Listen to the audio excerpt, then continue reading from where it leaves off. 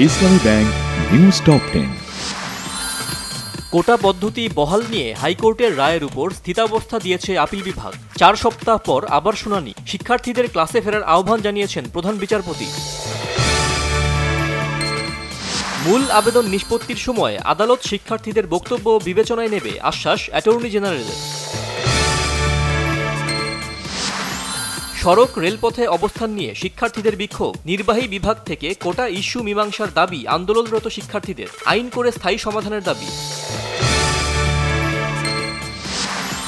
সরকার ও আইন শৃঙ্খলা বাহিনী শিক্ষার্থীদের বিরুদ্ধে নয় বলেছেন স্বরাষ্ট্রমন্ত্রী আসাদুজ্জামান খান। বেইজিংয়ের গ্রেট হলে চীনের প্রধানমন্ত্রী লি কিয়াংয়ের সঙ্গে প্রধানমন্ত্রী শেখ হাসিনার বৈঠক। ঢাকা বেইজিংয়ের মধ্যে 21 চুক্তি সমঝোতা স্মারক ও 7টি ঘোষণাপত্র সই। আদালতের প্রতি আস্থা রেখে যৌক্তিক রায়ের মধ্য দিয়ে কোটা ইস্যুর গ্রহণযোগ্য সমাধানের আশা আওয়ামী লীগ সাধারণ সম্পাদক ওবায়দুল কাদেরের। অপকর্ম ও দুর্নীতির মহোৎসব থেকে জনগণের দৃষ্টি সরাতে পরিকল্পিতভাবে বিভিন্ন ইস্যু তৈরি করছে সরকার, অভিযোগ বিএনপির সিনিয়র যুগ্ম মহাসচিব রুহুল কবির রিজভীর। সিলেট, সিরাজগঞ্জ, টাঙ্গাইল সহ বেশ কিছু জায়গার নদ নদীর পানি কমতে শুরু করেছে, তবে দুর্ভোগ কমেনি বানভাসীদের।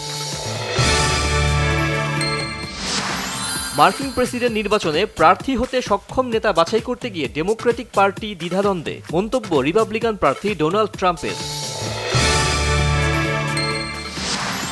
কানাডাকে সহজেই হারিয়ে কোপা আমেরিকার ফাইনালে ডিফেন্ডিং চ্যাম্পিয়ন আর্জেন্টিনা।